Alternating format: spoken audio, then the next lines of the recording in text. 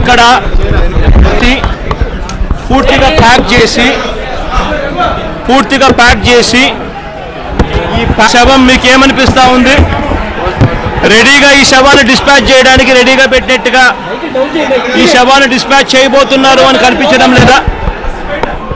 ఈ శవాన్ని డిస్పాచ్ చేయబోతున్నట్టు కనిపిస్తా ఉన్న ఈ శవం ఆదినారాయణ అనే డ్రైవర్ది. ఆశ్చర్యం ఏమిటంటే ఈ శవానికి పోస్ట్ మార్టం చేయాల. నాయకన్న డాక్టర్, అసిస్టెంట్ ప్రొఫెసర్ అదే పనిగా ఇక్కడికి వచ్చినారు. ఆ శవానికి పోస్ట్ మార్టం జరగకోకుండానే కట్టేస్తారు, ప్యాక్ చేసి పంపించేస్తూ ఉన్నారు. పోస్ట్ మార్టం చేసినట్టుగాను చూపిస్తూ ఉన్నారు. 11-10 శవాలు 2-3 గంటలు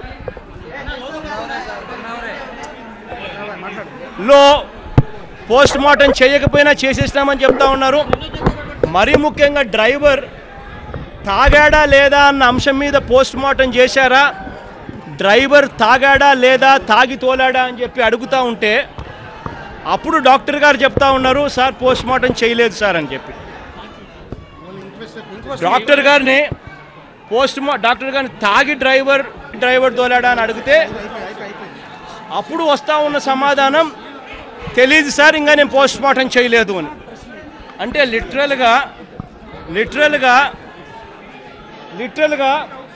డ్రైవర్ అనే వ్యక్తిని పోస్ట్ మార్టం కూడా చేయకుండా చేస్తే తాగాడు తాగలేదో తెలుస్తుందని ఏకంగా శవానికి కవర్ చేసేసి పంపిస్తున్నారు.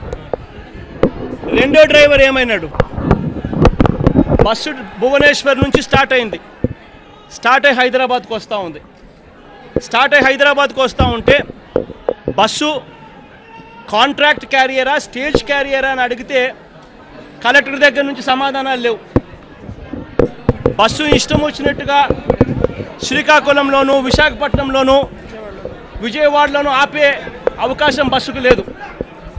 స్టేజ్ క్యారియరా కాంట్రాక్ట్ క్యారియరా అంటే సమాధానాలు రావు. బస్సు తోలుతూ ఉన్నప్పుడు రెండో డ్రైవర్ ఏమైనాడు అని అంటే రెండో డ్రైవర్ను తీసుకొచ్చినామని చెప్పి చెప్తారు కలెక్టర్. మళ్ళీ ఎక్కడున్నాడండి రెండో డ్రైవర్ అని అడిగితే లేదు వెళ్ళిపోయాడు అని అంటున్నారు. అంటే రెండో డ్రైవరు వెళ్ళిపోయాడా ఉన్నాడా అంటే రెండో డ్రైవర్ తాగకపోయిందంటే రెండో డ్రైవర్ దగ్గర లైసెన్స్ కన్నా ఉంటే ఆ డ్రైవర్ని ఇక్కడే పెట్టుండేవాళ్ళు.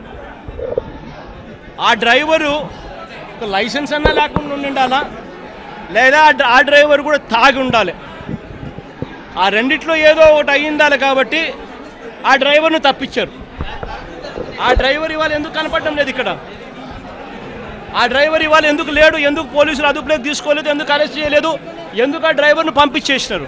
అంటే దాని అర్థం కొత్త డ్రైవర్ను వేరే వాళ్ళని తీసుకొచ్చి ఈ డ్రైవరే ప్రయాణం చేస్తూ ఉన్నాడు, ఈ డ్రైవరే రెండో డ్రైవర్గా ప్రయాణం చేస్తున్నాడు అని చెప్పి ఒక పద్ధతి ప్రకారం ఎంపీ ఒక పద్ధతి ప్రకారం బస్సు యాజమాన్యాన్ని కాపాడే కార్యక్రమం జరుగుతూ ఉంది. ఇంతకన్నా దారుణం ఏదైనా ఉంటుందా అని నేను అడుగుతా ఉన్నా. ఒక సంవత్సరం కిందట కాసినేని ట్రావెల్స్లో యాక్సిడెంట్ అవుతాయి. మరో సంవత్సరం దివాకర్ ట్రావెల్స్లో యాక్సిడెంట్లు జరుగుతాయి. దివాకర్ ట్రావెల్స్ అయినా కాసినేని ట్రావెల్స్ అయినా ఈ యాజమాన్యాలు ఎవరు? తెలుగుదేశం పార్టీకి చెందిన ఎంపీలు. తెలుగుదేశం పార్టీలకు సంబంధించిన ఎంపీలకు చంద్రబాబు నాయుడు గారు దగ్గరుండి సపోర్ట్ చేస్తూ ఉన్నాడు. కాబట్టి ఏ రూల్స్ ఉండవు. ఒకే బస్సు పర్మిట్లతో 3-4 రూట్లు తిప్పుతారు. క్యారేజ్ ఒకే దాంట్లో 2-3 చోట్ల ఒకే దాంట్లో 2-3 బస్సులు తిప్పుతారు. స్టేజ్ క్యారియర్కు పర్మిషన్ లేకపోయినా కూడా, కాంట్రాక్ట్ క్యారియర్ అయినా కూడా స్టేజ్ క్యారియర్ కింద తిప్పి అవసరం లేని చోట్ల ఆపాల్సిన పని ఆపకూడదు అనే చోట కూడా ఆపుకుంటూ ప్యాసింజర్ని ఎక్కించుకుంటూ వస్తారు. డ్రైవర్లు తాగి నిర్లక్ష్యంగా డ్రైవింగ్ చేసినా పట్టించుకోరు. డ్రైవింగ్ లైసెన్స్ ఉందా లేదా అని కూడా పట్టించుకోరు. అసలు స్పాట్కు పోయి చూస్తే ఆ బస్సు ఎదురుగా ఇంకొక బస్సు వచ్చే అవకాశం లేదు. ఎందుకనంటే ఈ పక్క 2-3 లేన్స్ ఉన్నాయి, ఈ పక్క 2-3 లేన్స్ ఉన్నాయి. అది 4 లేనో 6 లేనో రోడ్డు. అటువంటి చోట బస్సు 150 కిలోమీటర్ల పైచిలకు వేగంతో వస్తూ ఉందని అనుకుంటున్నాను నేనైతే. ఎందుకనంటే బస్సు అక్కడ గుద్దితే కల్వర్టును దాదాపుగా కనీసం అంటే 150 అడుగులు బస్సు గాలిలో ప్రయాణం చేసి కల్వర్టుకు అటు చివర ఉన్న గోడ గుద్ది కింద పడింది అని అంటే ఒక బస్సు ఆ స్టేజ్లో గాల్లో ప్రయాణం చేసిపోయి గుద్దింది అని అంటే కనీసం అంటే 120-150 కిలోమీటర్ల వేగంలో బస్సు ప్రయాణం చేస్తూ ఉంది. డ్రైవర్ తాగున్నాడా లేదా అని చెప్పి డ్రైవర్ని అడిగితే, తాగున్నాడా లేదా డాక్టర్ని అడిగితే ఇంకా ఫోరెన్సిక్ నేను చేయలేదు సార్ అని చెప్పి డాక్టర్లు చెప్తా ఉన్నారు. చేయకుండానే శవాన్ని మూట కట్టేశారు, శవాన్ని ప్యాక్ చేస్తూ ఉన్నారు. రెండో డ్రైవర్ ఎక్కడున్నాడు అని అంటే రెండో డ్రైవర్ ఇక్కడికి వచ్చిన రెండో డ్రైవర్ను పంపించేసినారు. అరెస్ట్ చేసి ఎంక్వైరీ చేయాల్సిన రెండో డ్రైవర్ లేడు, రెండో డ్రైవర్ కనిపించడం లేదు, పంపించేసినారు. ఇంత దారుణంగా దగ్గర ఉండి రూల్స్ను ఫ్లాంట్ చేస్తూ యాక్షన్ తీసుకోవాల్సిన పరిస్థితిలో ఉంటే ఎలా కాపాడాలి అని చెప్పి, యాక్షన్ తీసుకోకుండా ఎలా ఉండాలి అని చెప్పి నిజంగా పోలీసులు సైతం కుట్రబన్ని, ప్రభుత్వం సైతం కుట్రబన్ని ఇంత రాజకీయం చేస్తూ ఉంటే నిజంగా వీళ్ళు మనుషులేనని అడుగుతా ఉన్నా నేను. ఇప్పటికి కూడా నేను ఒకటే మాట వెరీ క్లియర్గా చెప్పేది ఒకటే, కాంపన్సేషన్ అనేది ఎంత ఇచ్చారని చెప్పి ఇక్కడికి వచ్చినప్పుడు అడిగిన. కాంపన్సేషన్ ఇచ్చింది ఎంత అని అంటే 2 లక్షల రూపాయలట. నిజంగా చంద్రన్న బీమా అన్న పథకం వాళ్ళకు ఉన్న వాళ్ళకంటే 5 లక్షలట, లేని వాళ్ళకు 2 లక్షలట. నేను ఒకటే అడుగుతా ఉన్నా, బస్సులతో ఒక నిమిషం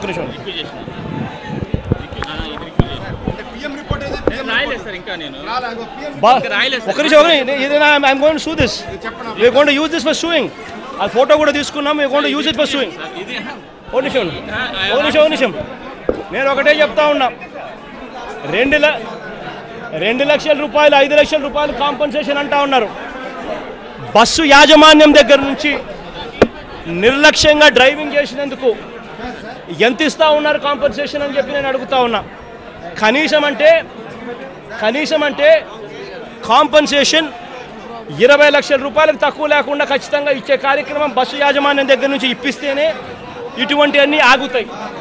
ఇలా ఈ మాదిరిగా కాంపన్సేషన్ కానీ ఇవ్వకపోతే బస్సు యాజమాన్యాలు ఇదే మాదిరిగానే చేస్తూ పోతాయి.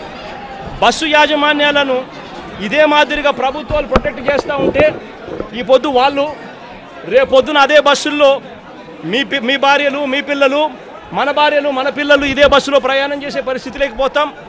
దయచేసి మానవత్వం ప్రదర్శించండి. ఇక్కడ ఉన్న ప్రతి పోలీస్ సోదరుకు రిక్వెస్ట్ చేస్తూ ఉన్నా, ప్రతి డాక్టర్ సోదరుడికి రిక్వెస్ట్ చేస్తూ ఉన్నా, దయచేసి అటువైపు ఉన్న వాళ్ళు తెలుగుదేశం పార్టీ ఎంపీలు అన్న సంగతి మర్చిపోండి, పక్కన పెట్టండి. దయచేసి మానవత్వంతో ప్రదర్శించండి. ఇది కన్నా మనమంతటి మనం కూడా ఎంక్వైరీ చేయడంలో తాస్కారం చేసిన నిజాలను కప్పిపెట్టే ప్రయత్నం మనం కన్నా దగ్గర ఉండి చేస్తే ఇవాళ వాళ్ళకు జరిగింది రేపొద్దున మన కుటుంబాలకు కూడా జరిగే అవకాశం, పరిస్థితులు ఖచ్చితంగా ఉంటాయి.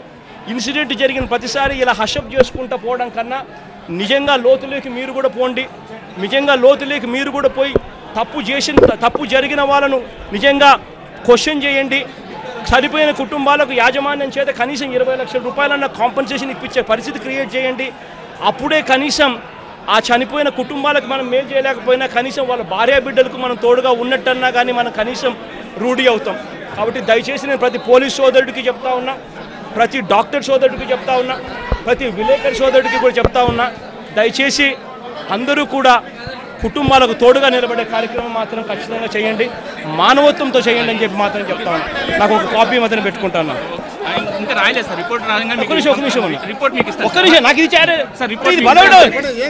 నాకు ఇచ్చేదానికి ప్రతిపక్ష నాయకుడికి 3 కాపీలు నీకుంటే సార్ ఇది రిక్వెస్ట్ సార్ 3 కాపీలు ఉంటే ఇది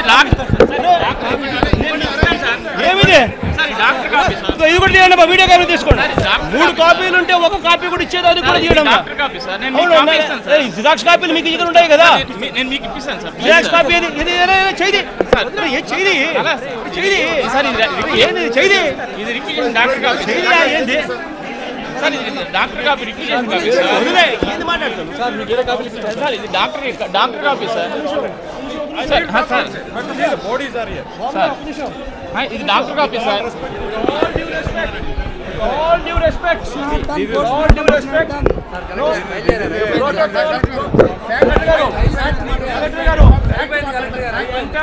The entire department from police to the collector stands corrupt, stands judgmental, stands. We have done all the postmortem. It was not done. Postmortem was not done. Perfect గా enquiry చేయిస్తాము.